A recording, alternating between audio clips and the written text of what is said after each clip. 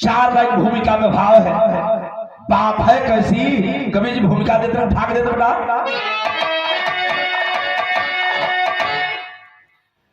कि सोने की चिड़िया अरे जिसे लोग कहते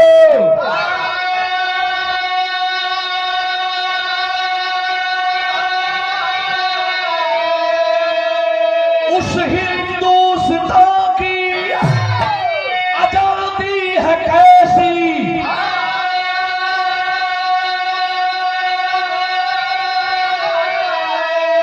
भाई भाई का दुश्मन है सारा जहां,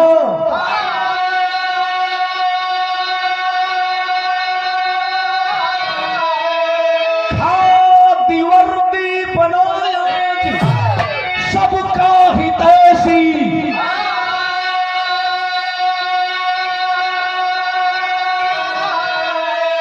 जाति धर्म उग्रता में अरे वतन जल रहा,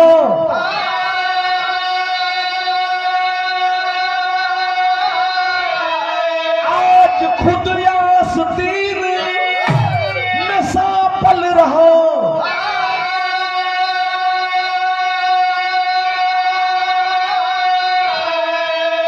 कार्य शंकर कहे हर दिशा में तबाही, जहां देखो दीनों का घर जल रहा,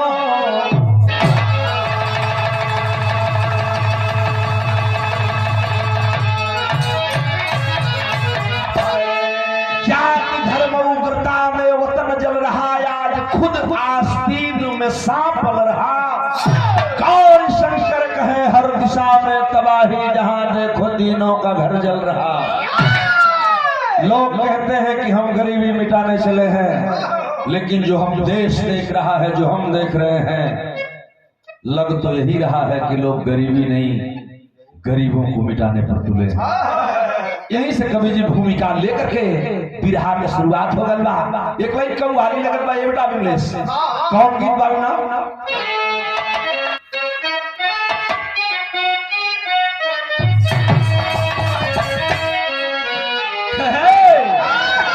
वो है भरजबा कि एक बात कहूं सजनी, गठियाला चुनरिया में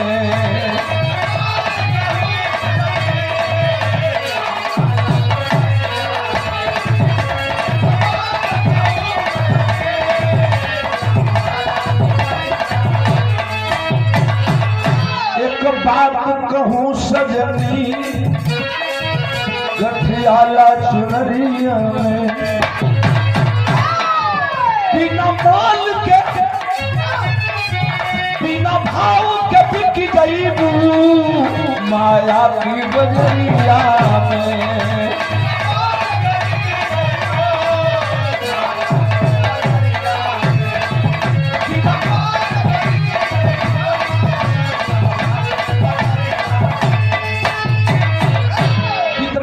भाव है वर बाबूजी, जरा सा गौर करेंगे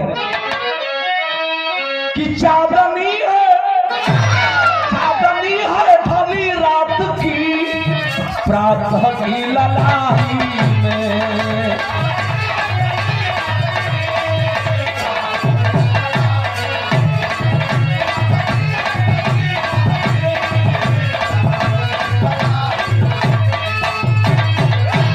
चांदनी है ढली रात की। जरा मास्टर साहब कवि जी सादर सम्माना है, नमो बुद्धाय जय। चांदनी है ढली रात की, प्रातः की ललाई में निशा में पथ की सोया उषा ने जगाई है,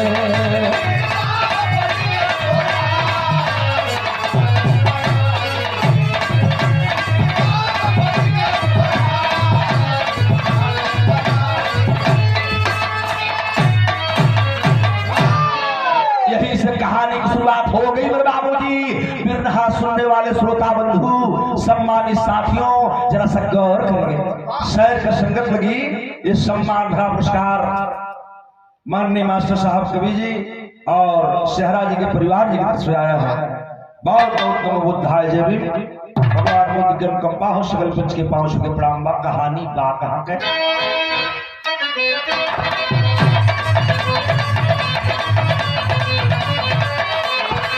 लला लाल लला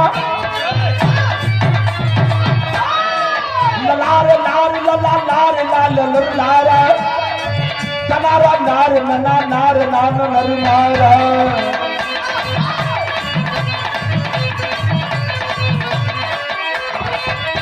गांधी अम्बेडकर लोहिया का जहान जल रहा। गांधी अम्बेडकर लोहिया का जहान जल रहा। भगत आजाद देश का हिंदुस्तान जल रहा।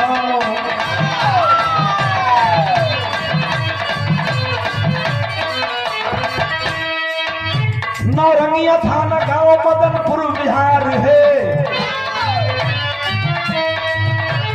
जनपद महाराजगंज कुशीनगर देवरिया से सटा बिहार का बॉर्डर। कुशीनगर के उधर जब जाएंगे नेपाल की शुरुआत वही बडरवा पर एगो थाना हो, नाम हो नौरंगिया। नौरंगिया थाना गांव मदनपुर बिहार है। नारायणी नदी रेता बिहड़ अपार है।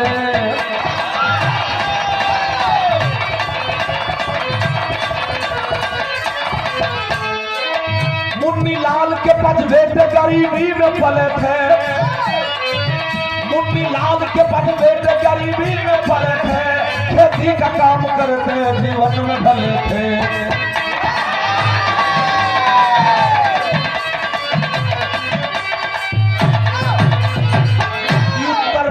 और बिहार के बडरवा पर यही कुशीनगर देवरिया जनपद खड्डा के बगल में नौरंगिया थाना। नौरंगिया थाना के क्षेत्र में पड़ने वाला मदनपुर गांव। मदनपुर गांव में सर्व समाज के हर बिरादरी के लोग रहते थे। वही जा मुन्नी लाल नाम के कुशवाहा समाज का आदमी रहलन। मुन्नी लाल कुशवाहा का 5 लड़का रहलन। बड़का लड़का का नाम रामोद, दूसरा का लड़का का नाम राम प्रसाद, तीसरा लड़का का नाम जोगिंदर, चौथा लड़का का नाम रामचंद्र और 5वां लड़का का नाम शिवचंद्र। 5 बच्चे का सगाई हो गई, बियाह हो गई, दुल्हन आ गई। बियाह भई, शादी भई, दुल्हन जब आ गई बड़ा खुशी खुशी मजदूरी धतूरी कह के जेही तरह नून रोटी चलत बा और अपने परिवार को चलाने का काम 5 भाई कर रहे थे। कोई से कोनो न दुश्मनी रहल, न झगड़ा रहल, न कोनो कोई से शिकायत रहल। तो आप ये सोचबा कि जब कोई से कोनो दुश्मनी भी न बा, झगड़ा भी न बा, तो ये कांड कैसन बा? यह तो हम बतौली कि एक अजीब घटना। मुन्नी लाल का 5 लड़का गुजर बसर कर मजदूरी धतूरी कह के दिन बितावत रह। कुछ दिन भीतर रह एक दिन एगो घटना वो गंगा में घट गई। एक लाइन तरह लगी है बेटा। कौन?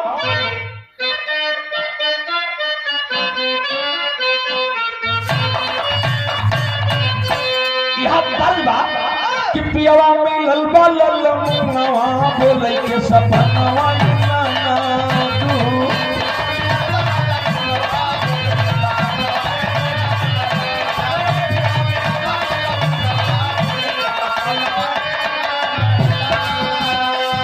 भरे गई हम वही पानी खटावा।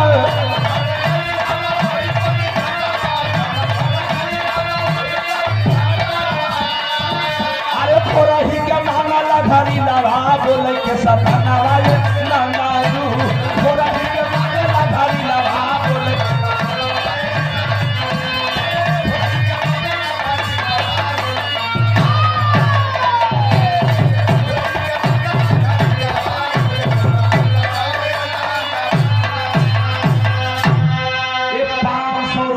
सम्मान आया है। सेहरा परिवार डॉक्टर राम भजन जी के पूरे परिवार की तरफ से बहुत बहुत अभिनंदन। नमो बुद्धाय जय भीम।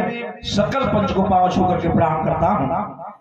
एक दिन की बात है बाबूजी, वही मदनपुर गौवा में रात के 11 बजत रहल। वही रतिया के भइल कर तनी हाई देखा का भई बेटा। अरे आयल बाटे डाकू न कटोलिया, आयल बाटे डाकू न कटोलिया, बरसल गोलिया जमीता।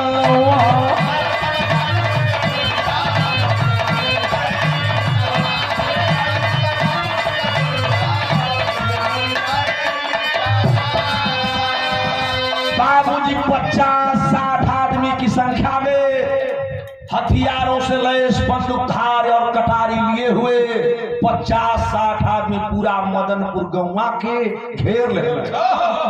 धीरे धीरे मदनपुर गांव में जब घुसे, लोग देखत बाटन, जे ही देखत वो अपने अपन केवड़िया बंद कर जात बा। वो 50-60 पेपर वाले ने तो उन्हें डकैत कहा। हम क्या कहें, हम कोई संज्ञा दूसरी दे नहीं सकते। वो डकैत के रूप में जब मदनपुर गांव में घुसला तो 50-60 आदमी हथियार से लैस थे। पूरा गांव का केवाड़ी बंद हो गई और धीरे धीरे वो लोग गए कहां, जहां मुन्नीलाल कुशवाहा का घरवा रहा।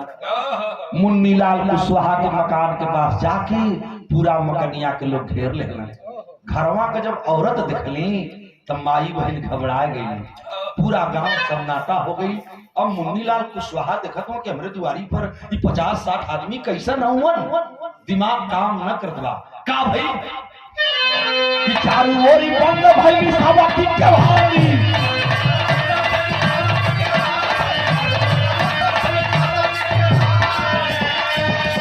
पांचोरे पीड़ा में लोग के भैलन पारा पारी।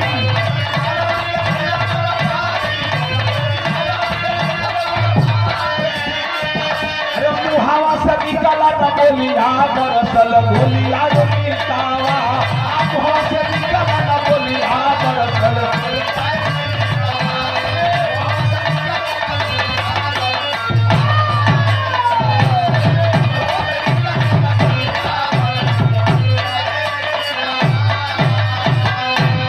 बाबूजी 5 भाइयों को, मुन्नीलाल के 5 लड़कों को पकड़ करके वह 50-60 आदमी घर में से निकाल लिए। राम और राम प्रसाद, जगदीश, जोगिंदर और रामचंद्र 5 भाइयों को निकाल करके और रस्सी में बांध के जब लेके थोड़ी क्या दूर 4 फाल गई ना चचा, तो ले वही जब फिर रुक गई।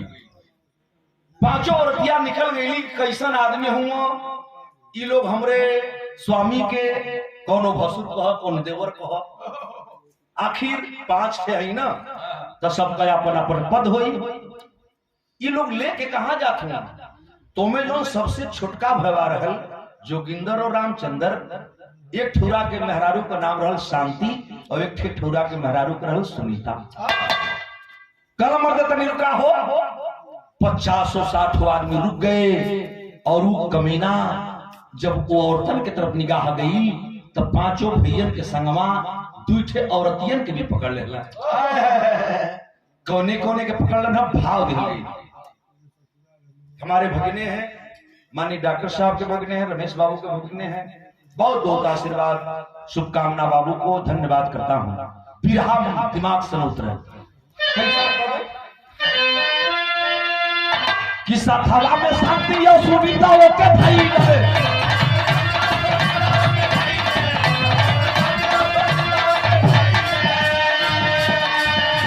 रातिया भी आरी रहा, नदी तीरे नहीं गए।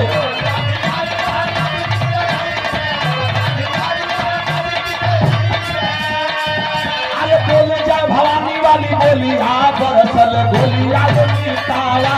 बोले जाए भवानी वाली बोली, हाँ बरसल गोली।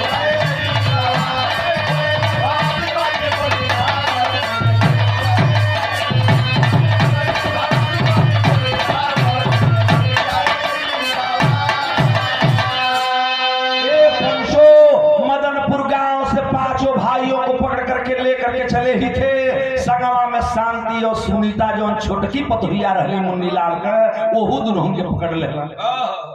सातहुन के ले करके मदनपुर गांव से निकले और वो 50-60 आदमी उत्तर प्रदेश बिहार का बॉर्डर नारायणी नदी का रेता ले करके रात को ठीक 12 बजे रात को नारायणी के नदी के रेता में पहुंचे। जब रेतवा में पहुंचला शांति सुनितवा सोचे थे कि पांचों भैयन के लोग पकड़ ले हुआ संगवा हमहन के लोग काहे लेके अगर पकड़ ले भी हम तक कैली लोग का चाहत बाटन। पांचों भाइयों के एक लाइन में खड़ा कर दिए उसी रेते के किनारे नारायणी नदी के रेता में। पांचों भैयन के एक लाइन में खड़ा करके और शांति सुनीता को खींच करके अपने पास बुलाते हैं। दूठे मेहरारू रहली ये पंचो 4 आदमी निकलन सो और वही बेड़र से 4 आदमी निकलन गोलाई बना करके अपने खड़े हो गए 50-60 और बीच में पांचों भाइयों को एक कतार में खड़ा करा दिए। वही में से 4 आदमी निकलन, एक 2 आदमी शांति के पकड़लन, 2 आदमी सुनीतवा के। पांचों भैया देखा लगला कि आखिर ये हमहन के समनवा हमहन के घर की औरतियन के लोग कैल का चाहत बाटन। जौले कुछ सोचा ये चचा तौली 2 आदमी जौन रहलन एक शांति के पकड़लन एक सुनीता के और बदनिया पर से कपड़वा के लोग खींचे लगला। दिमाग लगईहन पांचों भैया एक तरफ खड़ा हुआ और घर ही में कद्दू थे औरत जौन वही में कि 2 भाई के मेहरारू आई उन्हीं के सामने उन दोनों औरतों को नंगी करने लगे। जब दोनों औरतियन के नंगा कर लगला पांचों भाई गनगन गनगन कांपा लगलन। जौनों में जेठ रहलन ने भैया नजर झुक गई, तर आंसू बहने लगा, निगाहें गम हुई झुक गई, न बोली निकलत बा न आगे बढ़े की हिम्मत बा। पीछे से बंदूक की नाल पीठ पर सटी है, साले अगर बोलोगे तो गोली मार दिया जाएगा, जुबान मत खोलना, देखो हम क्या करना चाहते हैं। साला कमीना शांति और सुनीता को जो पकड़ा था मेरे बाबू बदन पर से साड़ी खींचने लगे। ये चचा जब बदन पर से सरिया खींचे लगला तो में से शांति कह लगल कि पांचों भैया लोग खड़ा हुआ यही मैं 2 जने का हमन मेहरारू हैं आइनों के समन्वय हमन का इज्जत लूटल जा। लेकिन समय का फेरा बाकी अगर ये लोग बोली है तो इन लोग की गोली मार दी जाए। ये लोग बोलत न बाटा। शांति और सुनीता उसी रेता में रोने लगी और वो कन्हैया के याद कर लगी जवन कन्हैया पांचों पति की औरत का जब आबरू लुटात रहल तो सारी बरहुले रहल। उन्हन मेहरारू के याद आई कि का जो पांचों पति के सामने भगवान का दर्शन हो जाए हमारी भी आबरू बच जाए। रो कर को औरतें कहती क्या है भाव करुण रस में दे लिया। द्वापर वाले भैया मोरा गो हरिया हो सुनवाना, मोरा गो हरिया हो सुनवाना।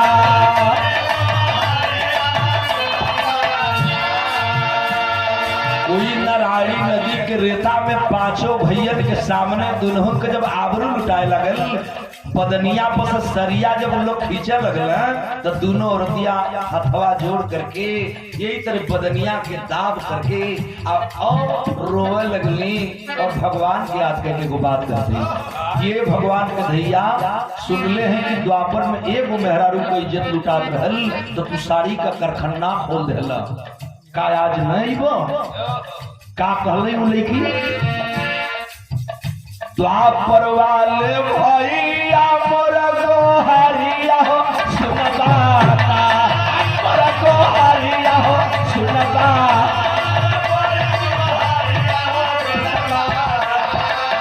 मोरी सारिया हो खींचेगी, मोरी सारिया हो खींचेगी, ले बसुरिया हो अइबाना।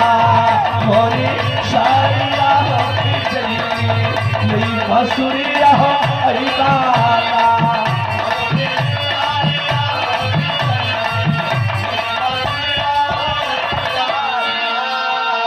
पांचों औरतिया कहा ये पंचों की भगवान जैसे द्वापर में हम सुनले रहली कि पांचों पति का जाई से झुका नजरिया हो झुका नजरिया हो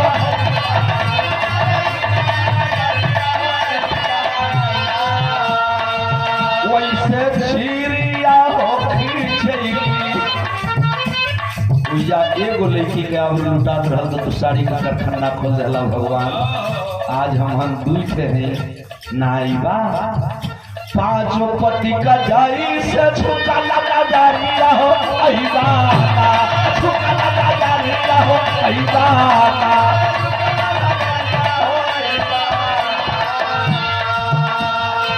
हमारी सीरिया हो खींचैली हमारी सारिया हो खींचैली मदन मुरारिया हो हमारी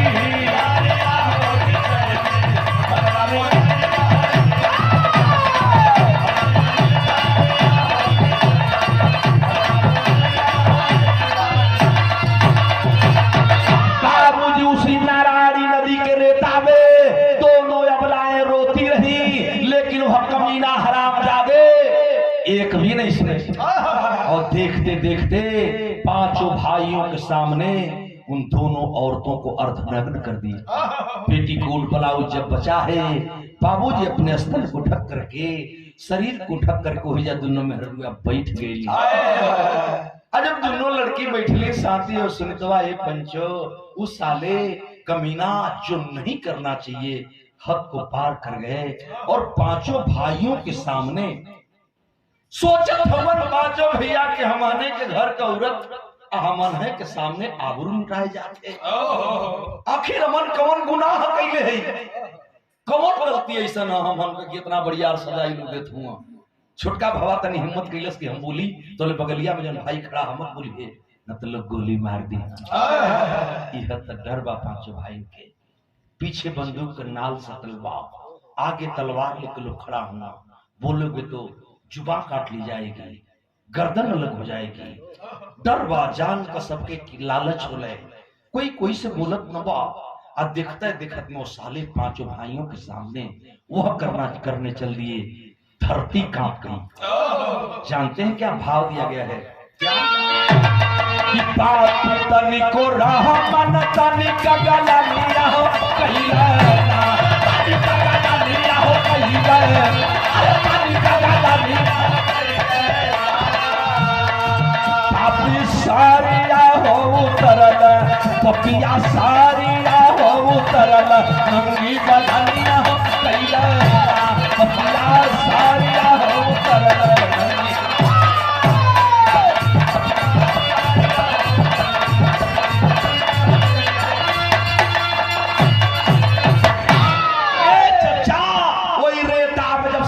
सुनीता दोनों अर्धनग्न हो गई। 50-60 आदमी के बीच से जो सबसे जबरदस्त रहल भोजपुरी में लोग कहना जे सरदार रहल निकला बाबूजी और पांचों पतियों के सामने लोग पूछा कि फिर हिम्मत करे भैया हमरे खिए के सामने हमरे घर के औरत के इज्जत लूटना चाहत हुआ लोग।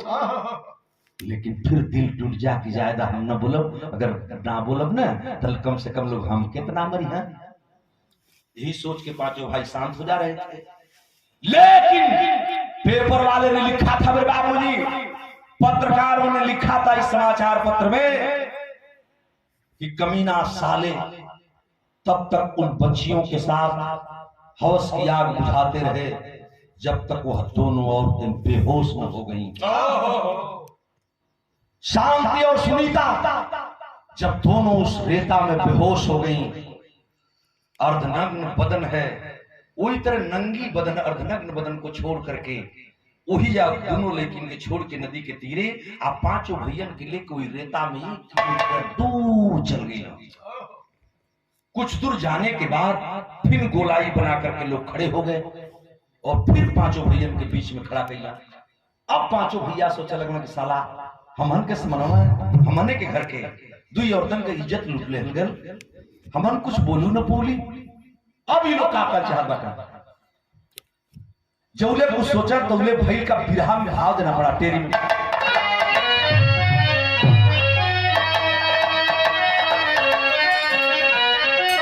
अरे गंगा का पानी काल हो गवान, गंगा का पानी काला हो गवान, अवनी गाँव गई अम्बर भी आंसू ढाला।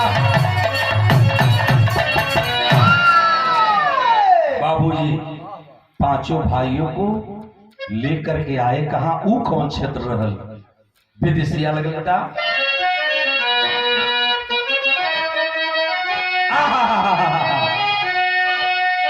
भाव यह तोहर है बेटा, लेकिन कितने साल लचकाए कि बस ही थाना के क्षेत्र, बस ही थाना के क्षेत्र भकुहा वाले रेता बाड़े।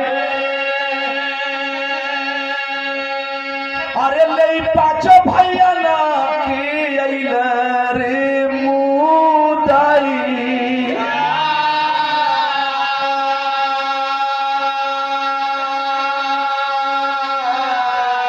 पाँचों रे सहोदरन की एक लाइन में खड़ा कैल, ये चाचा लेके कटारी पापी बनल कसई।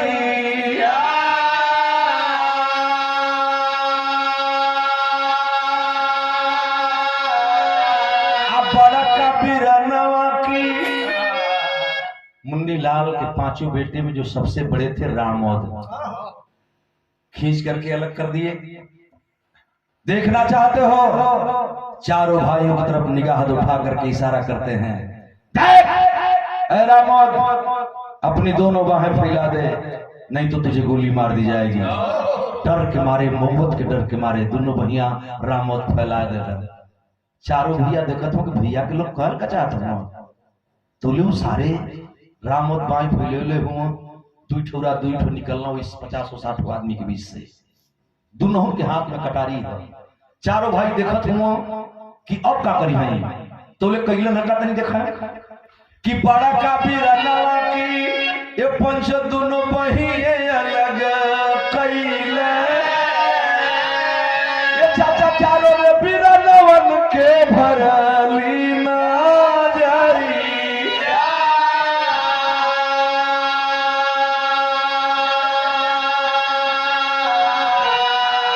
गिरल धरा पर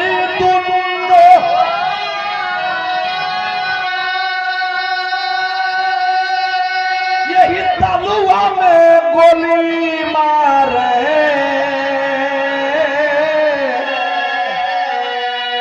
अरे बोटी बोटी काटे लगला लेके कातारी।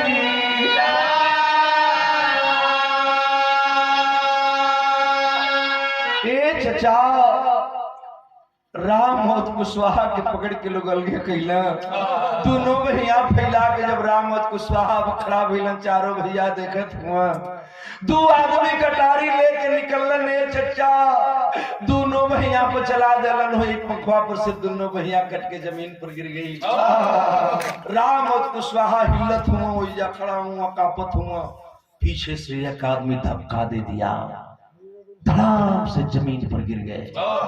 जब जमीन पर गिरल न चचा, तो ये चचा दो आदमी फिर कटार लेके आगे बढ़ गए। चारों भाइयों के सामने कोई बसही थाना के क्षेत्र में भकुहवा रेता में पंचो ही रात के वक्त का रामोद कुशवाहा के शरीर को चारों भाइयों के सामने जितने बाजारी में कसाई बकरा के काटला, वही तरह मसीहा के बुट्टी बुट्टी काटा लगला।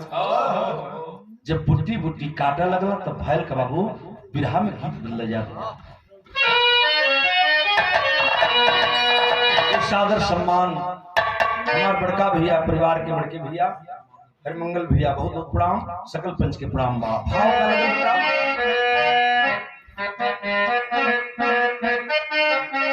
वही गीत बा, कौन गीत बा मुन्ना? कहली की बंदर कूद जा जमुना में, कूद जा जमुना, नहीं मन लकाना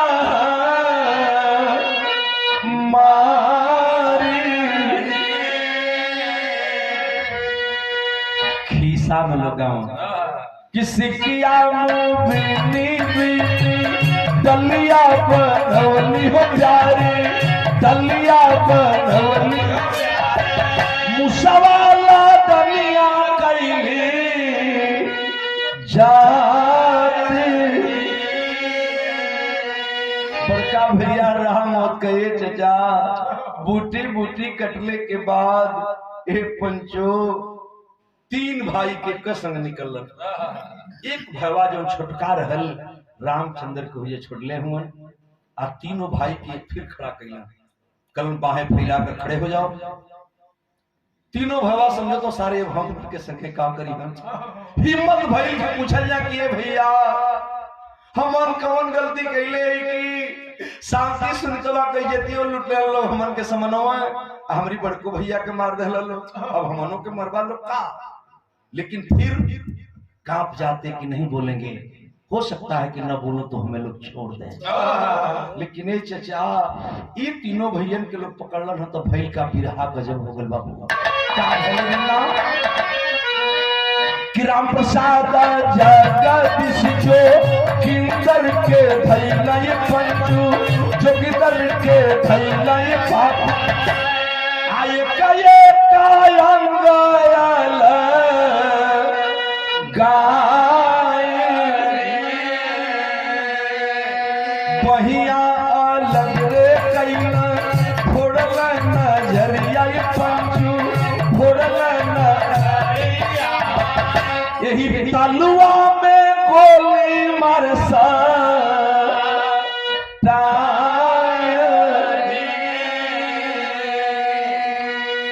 दोनों बाहें काट कर डाली बाह कट के जब जमीन पर गिरल पीठ पर धक्का देकर जमीन पर गिरा डाले वही रेता के अंदर पैर के तलुए में बंदूक की नाल सटा करके ठाए ठाए गोली तीनों भाइयों को मार दी छोटका भैया देखो था रामचंद्र की और भी लोग क्या करी हिम्मत करके पूछी का लेकिन फिर सोचे लगल कि जायदा का जानी हम ही के लोग छोड़ दे ए चचा बजर पर गल हो भैया छोटका देखा था कि वही के समनवा वो तीनों भैयन के बुट्टी बुट्टी काट करके लसिया को रेता में गांजत गई अब वो जब जीव ना मनल तो बोटी बोटी पूरी मांस वहां गजी हुई है रामचंद्र अभी भी खड़ा है कुछ देर के बाद 50-60 आदमी एक लाइन में खड़ा भइला और हाथे हाथे वही नारायणी नदी के तीरे एगो काम करे जाते हैं जानते हो का खिला कि बोटी बोटी मसिया के पपिया लो कहवे पंचो पपिया लो कहवे चाचा आदि हलो पानी में वाय नीचे रोवे धरती ऊपर रोवेला का घनवे पंचो रोवेला साबुताओं में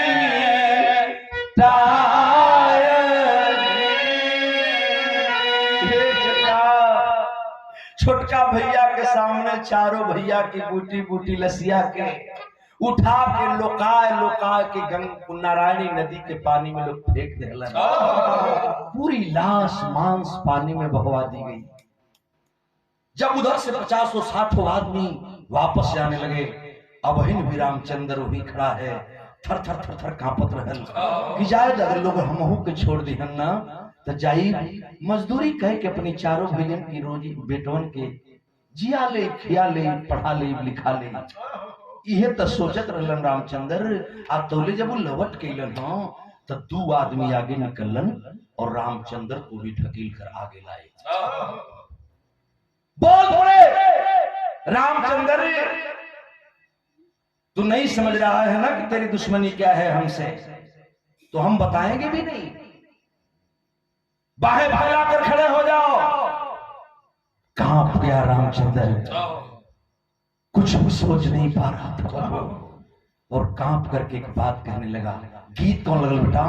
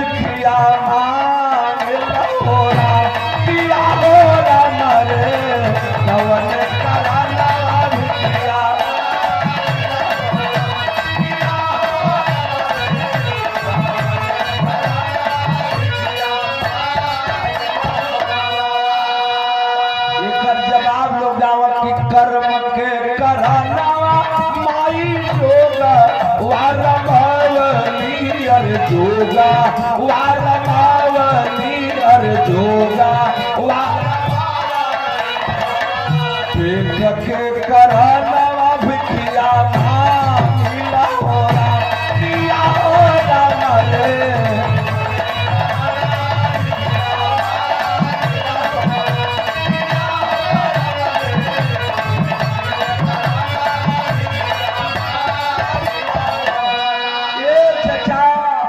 रतिया के 1 बजे लगले पंचो 1 बजे रात को ही रेता में नदी के किरे 2 आदमी निकलन हो हाथ में हथियार कौन रहल कि लेके गड़ासा पापी फेर चारों ओरिया घेरल चारों ओरिया घेरल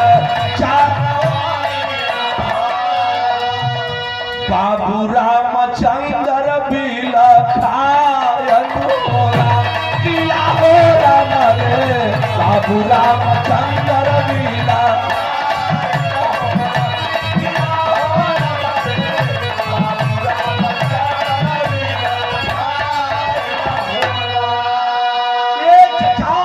जब घड़ासा उठा करके रामचंद्र को काटने के लिए चल पड़े रामचंद्र कुशवाहा की जुबान खुल गई नहीं बर्दाश्त हो पाया अब तो मर रहा हूं कलश भैया हथवा छोड़ लस रामचंद्र कल भैया हमके मत मरिया लो भैया मत मरिया लो भैया हमके तो छोड़ डालो बड़ा परिवार ला महर बार कम से कम हम रहब तक कमा के ईटा पात के हरवाही कह के मजदूरी कह के अपनी परिवार के जिया ख्याले भैया लोगों की परिवार के जिया ले हमके तो छोड़ डालो दया का भीख जब मांगने लगा रामचंद्र दोनों कमीना गड़ासा तान दिए जब गड़ास तल्लन है पंचो ना रह गल भवा से एगो बात कलश गड़िका का कलश तन देखा कि हमारे सभानवा हमारे भाई यम के मारा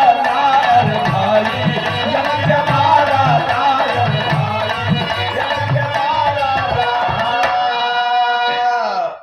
लेकिन गलती कवाना ना जाना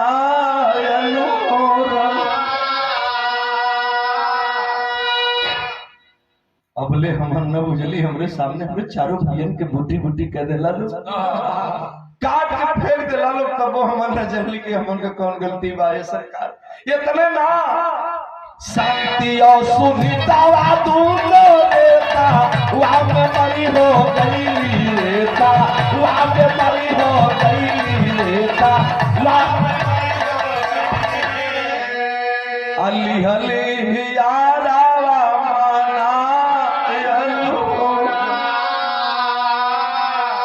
भैया हमार भी पत्नी में गो रहल सुनीतवा जो रहल हमार पत्नी रहल शांति हमारी भैया की पत्नी रहल उन्होंने के आबरू भी लूट लेला लो वही रेता में मुअल छोड़ के चली ला लो भैया तब वो हम न बोलनी हम कहते छोड़ डालो रामचंद्र हाथ जोड़ करके यही तरह दया का भीख मांगत रहल पंचो आ यही तरह हाथवा जोड़ के जब वो आगवा जाके तनी से झुक के कहलन भैया हमके छोड़ डालो भैया हमके छोड़ दे भैया तो जवन साला गणसवा लेके खड़ा रहल ना ताकत बा और एक तरफ से इशारा भल साथियों से और इशारा हुआ दोनों हाथ जोड़ करके रामचंद्र खड़ा ही था कि तौले उस साला कैलाश का तनी देखा कि हाथ जोड़ रामचंद्र वो ही रेता मैं तो आइया मान रेता मैं तो आइया अतवल दी हला कलाई आला गायन होरा किया होरा मरे दी हला कलाई आला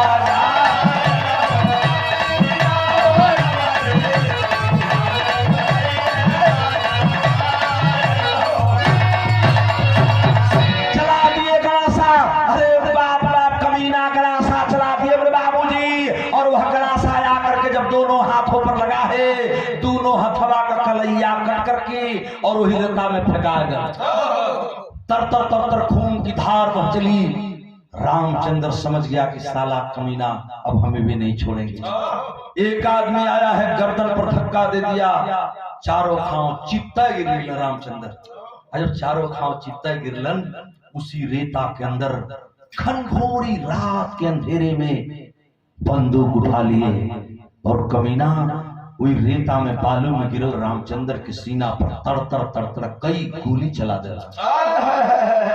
हाँ, एक काम कैलन, जब रामचंद्र तड़पते छटपटाने लगा तो उसी रेता में छोड़ करके तड़पते हुए और 50-60 आदमी वापस चले गए। यहाँ का बात यहाँ छोड़ दें। अब हम आपके दिमाग ले चलते हैं जहां शांति और सुनीतवा है, वही भगुआ ले रेता में जहां दोनों बहन बेहोश हैं। ये चचा यह टाइम होत रहल, धीरे धीरे भोर का तनी जब ठंडा हवा चल, नदी के तीरे जब शरीर में ठंडा आवे लगल, ठंडक लगी शरीर में, तो शांति सुनीता दोनों बेहोश रहली। वही में से शांति के होश आ गया। जब ओके धीरे धीरे होश आल तो देखला जब सुनीतवा के पेटीकोट ब्लाउज फटा है, अर्धनग्न शरीर है। जब दृश्य याद आया, कहां गई शांति? पांचों पति लोग, पांचों भैया लोग गईलन कहां? खैर वो लोग न हुआ। बगल में हमार देवरानी सुनीता ने शांति अपनी केहुना के बल घुसकत गई, नारायणी नदी के से जल निकालती है और वही आजूरी में पानी निकलस और लेकर के कैसो बहन लड़खड़ाती सुनीता के पास आई। आजूरी का पानी करी मुंह पर छपाक दे मरलस। एक बेर में जब ना होश में आयल, दूसरा बेर गई लोई नदी में से पानी ले आके आजूरी में फिर मरला। सुनीतवा के भी होश आ गया। जब सुनीता के होश आ गया, दोनों बहन अखबार में थे के रोवत थी अपने अपने। ई का हो गल बहनी, बजर पर गलू, पांचों लोग हुआ कहा, कुछ पता न बात तौले बिहान हो गई। ये चचा जब बिहान हो गई ना, दोनों औरत फटे वस्त्र में अपन साड़ी लपेटली ना और बदन को ढक करके मदनपुर गांव की तरफ चल देली। पूरा मदनपुर गांव का लोगवा ये चचा यह निहारत रहलन हो कि पांचों भैया मुन्नी लाल का पांचों लड़कन के पकड़ के लोग ले गए राम प्रसाद, राम और जगदीश, जोगिंदर, रामचंद्र के अइलन लोग ना उन्हां लोग के केहू से कोनो दुश्मनियों त ना रहल है। कैसा आदमी उनके पकड़ के ले गए, गांव के लोग कुछ समझ न पाओ। तो ले दोनों औरत रोवत जब गांव के किनारे पहुंचले, दौड़ पड़े पांचों भाइयों के बच्चे। चाची हमार पापा कहाँ हुआ? कोनो पूछे चाची हमार पापा कहाँ हुआ? कोनो पूछे चाची ये बड़की माई हमार पापा कहाँ हुआ? दोनों औरतन का जुबान न खुलत बा, कुछ जानत रहबा न कहीं। आपन दशा याद बा, कैसे कहो? उ लड़कवा रो के पूछा कैसे बिमलेश? गीत लगल कि तारे अरे तारे तारे हो कितने नील गगन में तारे,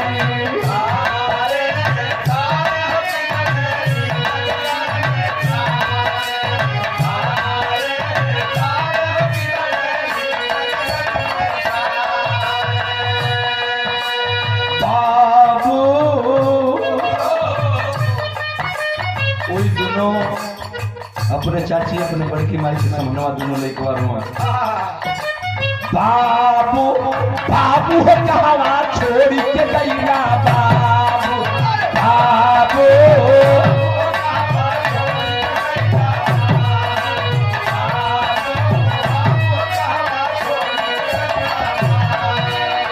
कर सहारे जिंदगी चलती है जिया पहला बेकाबू हमारे बाबू बाबू हो कहवा छोड़ के गईला बाबू।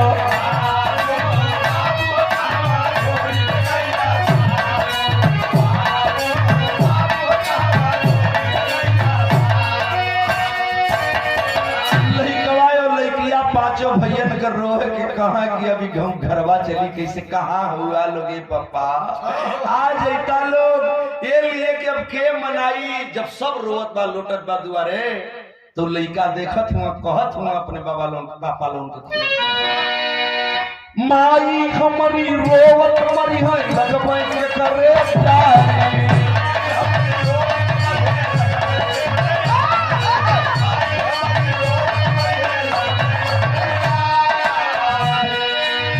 तोहरे बिना अब रोटी न मिली है, तोहरे बिना अब रोटी न मिल है, जियरा भयल बेकाबू ये हमारे बाबू, बाबू कहाँ छोड़ के गई बाबू, बाबू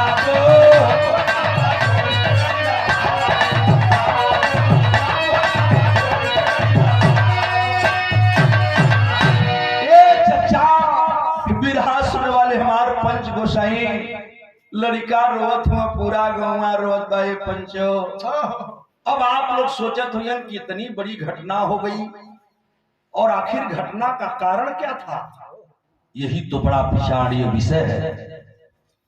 उसी रात को बिरहा लिखते समय कलम काप गई और लिखा मैंने लाइन में, ये चाचा नारायणी नदी कभी हर भी शरमाइल रेता थर्रा,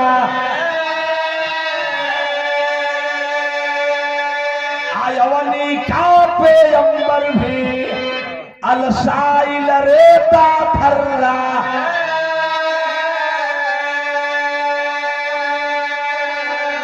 श्यामपति शारदाय संती,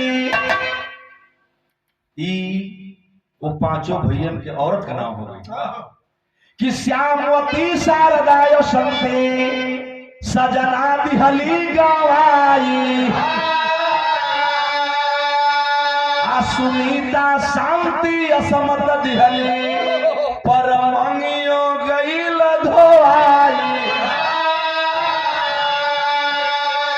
अरे बिनु बदरी का चंदा कहाँ लुकाइल रेता थर्रा, चाचा दैनिक जागरण में घटना छपाइल रेता थर्रा,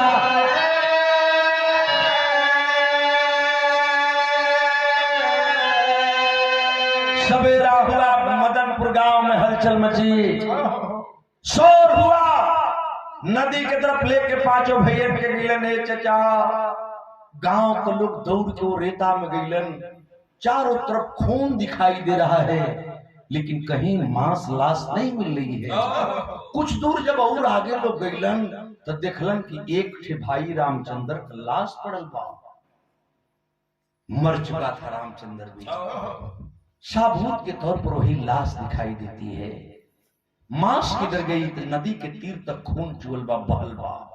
लोग कल्पना कइलन कि सारी लाश मांस नदी में फेंक दी गई। पेपर दैनिक जागरण में खबर छपी बिरहा लिखने के लिए, जब हम पढ़ रहे थे आंखों में आंसुओं को रोक नहीं पाए। पेपर वाले ने ही हेडिंग दिया था, इंसान बना शैतान। हम बिरहा में शीर्षक दिहली कि आदमी बना हैवान।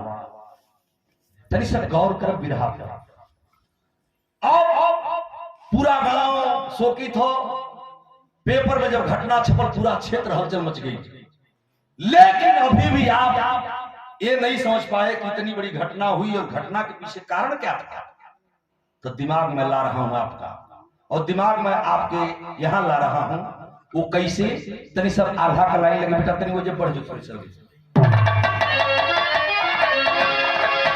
कि जौन देशवा में रहला, जौन देशवा में रहला, अरे राम कृष्ण गाथी पंचो, जौन देशवा में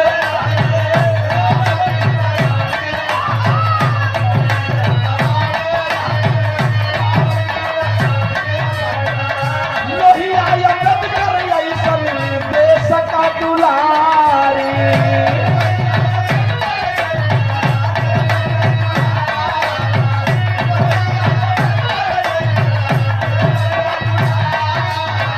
कैसे पुराई वो साथी दवन का सपना है बाबू,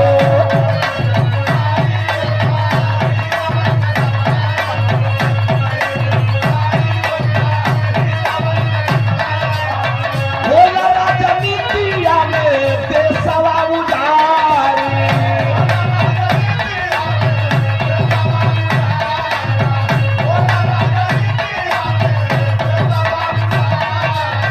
ओहर सरकार अपनी अरे कोरु से बचावे पंचा,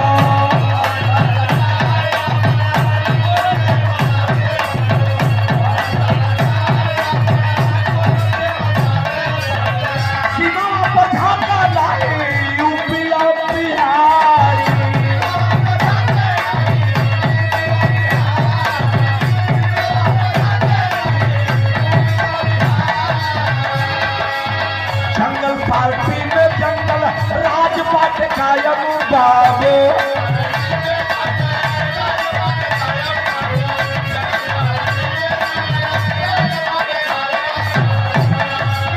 पचास गिरोह का 50 सारीदारी।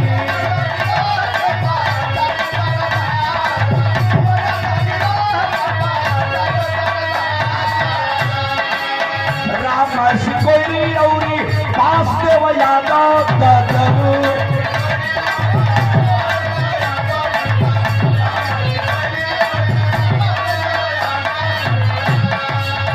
अलाउद्दीन गिरोह का गारी बहुत शिकारी।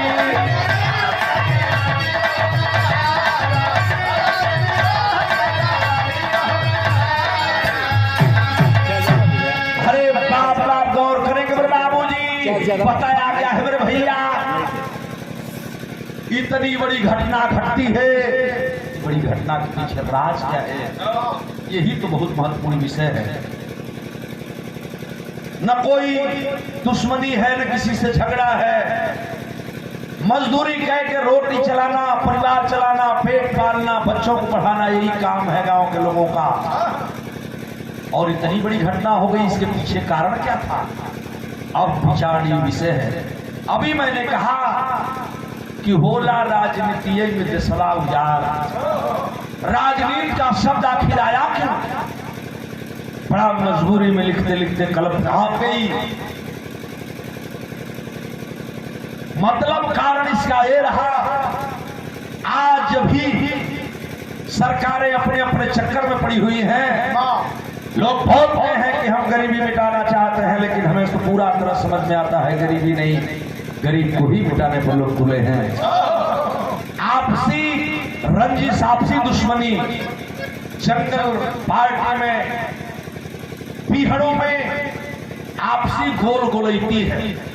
आज भी यूपी बिहार के बॉर्डर के इलाकों पर, पहाड़ी के क्षेत्रों में तमाम रंजिशें हैं, अपनी बिरादरी की गोल बनी हुई है। जैसे एक गोल के सरदार रामायण सिकोरी थे, एक गोल के सरदार वासुदेव यादव हैं, एक गोल के सरदार अलाउद्दीन हैं, एक गोल के सरदार बाबू केवट हैं, एक गोल के सरदार रामाधार चमार हैं।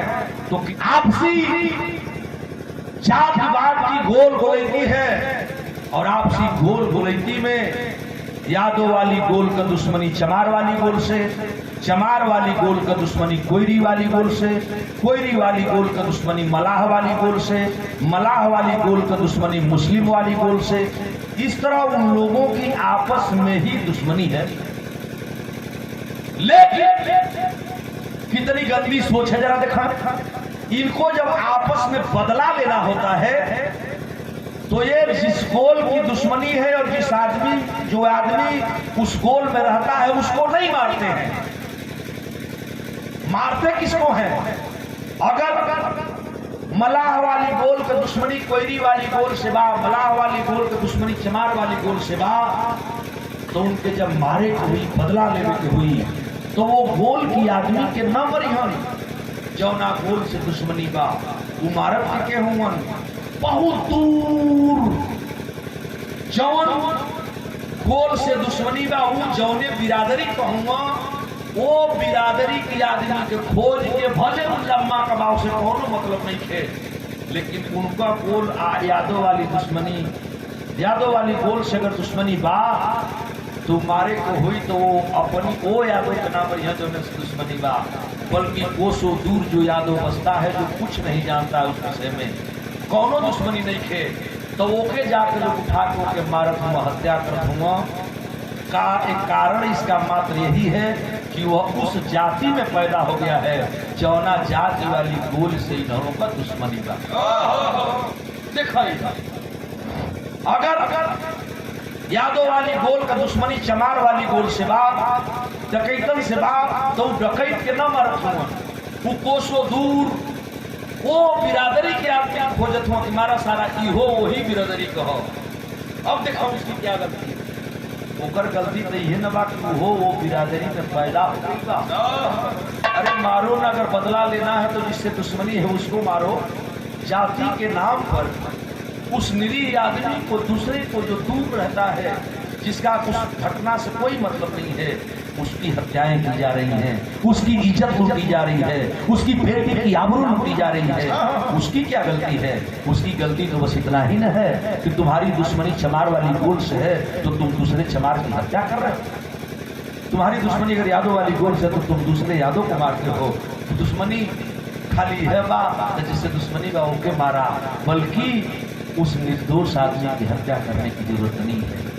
देश हमारा जातिवाद की तरफ जा रहा है, जो हत्याएं हो रही है, और इधर सरकार जातिवाद में लड़ा करके, धर्मवाद में लड़ा करके, हमको चौपाइयों में लड़ा करके और अपनी अपनी कुर्सी बचाने के चक्कर में पड़ी हुई है। इसलिए तमाम घटनाएं हुई, उधर मैं नहीं जाना चाहता है। बिरहा के श्रोता बंधुओं, एक विचारणीय विषय है कि ऐसे ही अगर मेरा देश भारत रहा तो एक दिन जातिवाद की आग में पूरा देश जल जाएगा, इसे कोई रोक नहीं पाएगा। इसलिए गौरी शंकराचार्य आपसे एक अपील करता है, आइए हम सभी साथी मिल करके और वतन के लिए, देश के लिए आपस में एकता की घोषणा करें, जातिवाद मिटा करके भाईचारा की बात करें। इसलिए हमने एक लाइन लिखा है, ये सादर सम्मान आए हैं डॉक्टर राम भजन भैया जी की तरफ से, बहुत बहुत अभिनंदन। यहाँ पे आखिरी भाव रहा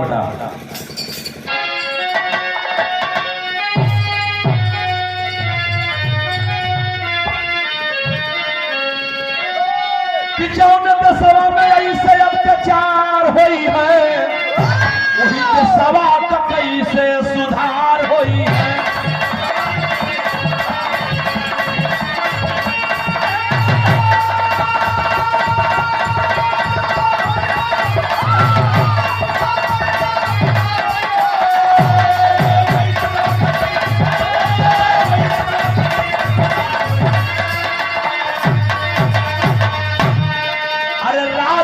रोटी से का कुर्सी बचावे, अब बड़ी बड़ी योजना गरीबन के सुनावे।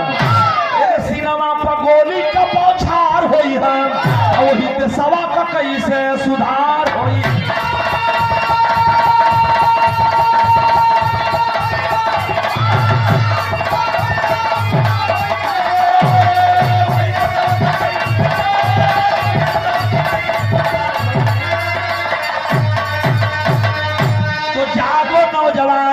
कदम आगे को बढ़ाओ, हाथ हवा मिला के अपन देशवा बचाओ।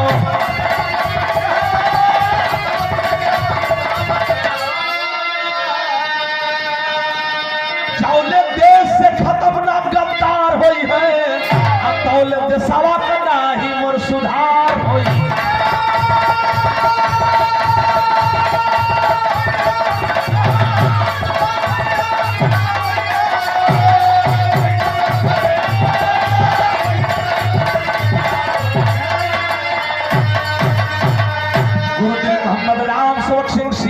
हरिद्वार कभी गया लाल जगलू यादव जगधारी स्वर्ग सिधार।